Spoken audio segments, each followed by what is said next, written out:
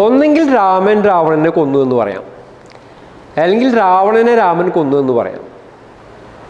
രാമനാൽ രാവണൻ കൊല്ലപ്പെട്ടു എന്ന് പറയേണ്ട ഒരു കാര്യമില്ല. മലയാളത്തിൽ അങ്ങനെ പറയേണ്ട ഒരു കാര്യമില്ല യഥാർത്ഥത്തിൽ. ഇത് ഇംഗ്ലീഷിൽ പാസീവ് വോയിസ് ഉണ്ട്, മലയാളത്തിൽ പാസീവ് വോയിസിൻ്റെ ആവശ്യമില്ല. എന്തുകൊണ്ടാണ് മലയാളത്തിൽ പാസീവ് വോയിസ് ആവശ്യമില്ലാത്തത്? മലയാളത്തിൽ ഒരു സബ്ജക്റ്റ് ഒബ്ജക്റ്റ് പൊസിഷൻ മാറിയ അർത്ഥം മാറുന്നില്ല മലയാളത്തിൽ. ഉദാഹരണത്തിന് ബാബു കിൽഡ് എ സ്നേക്ക് എന്നുള്ളൊരു ഇംഗ്ലീഷ് വാചകം നമ്മൾ ബാബു ഒരു പാമ്പിനെ കൊന്നു എന്നാണ് മലയാളത്തിലാക്കുക. ഓക്കെ, അവിടെ ഈ ബാബു ഒരു പാമ്പിനെ കൊന്നു എന്നുള്ളത് ബാബു കൊന്നു ഒരു പാമ്പിനെ എന്നാക്കിയാലും പാമ്പിനെ ബാബു കൊന്നു എന്നാക്കിയാലും ചാവുന്നത് പാമ്പാണ്. അപ്പോൾ പൊസിഷൻ മാറുമ്പോൾ അർത്ഥം മാറുന്നില്ല. നേരെ മറിച്ച് ഇംഗ്ലീഷിൽ ബാബു കിൽഡ് എ സ്നേക്ക് എന്നുള്ളത് എ സ്നേക്ക് കിൽഡ് ബാബു എന്നായി കഴിഞ്ഞാൽ സ്വാഭാവികമായിട്ടും അർത്ഥം മാറും, ചാവുന്ന ആൾ മാറി. അപ്പോൾ അതുകൊണ്ട് ഇംഗ്ലീഷിൽ പാസീവ് വേണം, മലയാളത്തിൽ അതിൻ്റെ ആവശ്യമില്ല. അപ്പോൾ വാസ് കിൽഡ് എന്ന് പറഞ്ഞാലും കിൽഡ് എന്ന് പറഞ്ഞാലും കൊന്നു എന്ന് തന്നെയാണ് അർത്ഥം വരുന്നത്. ഇവിടെ നമ്മൾ പാസീവ് ഉപയോഗിക്കുന്നത് 3 സന്ദർഭങ്ങളിലാണ്. ഒന്ന്, നമുക്ക് സബ്ജക്റ്റിനെ അറിയില്ല, ആരാണോ പ്രവൃത്തി ചെയ്തതെന്ന് അറിയില്ല, അല്ലെങ്കിൽ നമുക്ക് പറയാതെ തന്നെ അറിയാം, അല്ലെങ്കിൽ നമുക്ക് ആ സബ്ജക്റ്റ് പ്രവൃത്തി ചെയ്ത ആൾക്ക് ഒരു പ്രാധാന്യം ഇല്ലാത്തൊരവസ്ഥകളുണ്ടാവും. ഈ 3 സന്ദർഭങ്ങളിലാണ് ഇത് വരുന്നത്. ഒരു ഉദാഹരണം പറയുകയാണെങ്കിൽ, നമ്മുടെ നാട്ടിലൊരു പുലി ഇറങ്ങി. ആ പുലിനെ പിടിക്കാൻ വേണ്ടിയിട്ട് നിരന്തരം ആളുകൾ ശ്രമിച്ചുകൊണ്ടിരിക്കുന്നത് കിട്ടുന്നില്ല. ഒരു ദിവസം അതിനെ പിടിച്ചു. പുലിനെ പിടിച്ചു എന്ന് നമ്മൾ ആദ്യം പറയാം. ആര് പിടിച്ചു എന്നല്ല ഇതിന് പ്രാധാന്യം വരുന്നില്ല.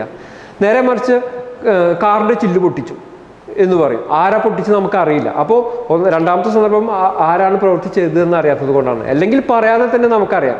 ക്ലാസ്സിൽ വർത്താനം പറഞ്ഞപ്പോൾ അവനക്ക് അടി കിട്ടി. ആരാ? ടീച്ചറാണ് അടിക്കുക എന്നുള്ളത് അറിയാം പറയാതെ തന്നെ. അല്ലെങ്കിൽ ടാക്സ് കൂട്ടി. ഓക്കെ, ആരാ കൂട്ടുന്നത്? ഗവൺമെൻറ്റാണ് കൂട്ടുന്നത് അറിയാം. ഇത്തരം സന്ദർഭങ്ങളാണ് പാസീവ് ഉപയോഗിക്കുന്നത്. അപ്പോൾ ഇംഗ്ലീഷിൽ പൊസിഷൻ മാറുമ്പോൾ അർത്ഥം മാറുന്നത് കൊണ്ട് പാസീവ് വോയിസ് വേണം. മലയാളത്തിൽ പൊസിഷൻ മാറുമ്പോൾ അർത്ഥം മാറുന്നില്ല എന്നുള്ളത് കൊണ്ട് പാസീവ് വോയിസ് ഉപയോഗിക്കേണ്ട കാര്യമില്ല. രാമനാൽ രാവണൻ കൊല്ലപ്പെട്ടു എന്ന് പറയേണ്ട ഒരു കാര്യം മലയാളത്തിൽ വരുന്നില്ല. ഇപ്പോൾ കുറച്ച് ഉദാഹരണങ്ങൾ ഞാൻ പറയാം. ഹൗസ് വാസ് പെയിൻറ്റഡ്, വീട് പെയിൻ്റ് അടിച്ചു. വാസ് പെയിൻറ്റഡ് എന്ന് പറഞ്ഞാൽ പെയിൻ്റ് അടിച്ചു എന്നാണ്. അവിടെ ആരാന്ന് പറയുന്നില്ല, വീട് പെയിൻ്റ് അടിക്കുന്നതിനാണ് പ്രാധാന്യം കൊടുക്കുന്നത്. അപ്പോൾ വാസ് പെയിൻറ്റഡ് എന്ന് പറഞ്ഞാൽ ചെയ്തു എന്നാണ് അർത്ഥം വരുന്നത്. House was painted.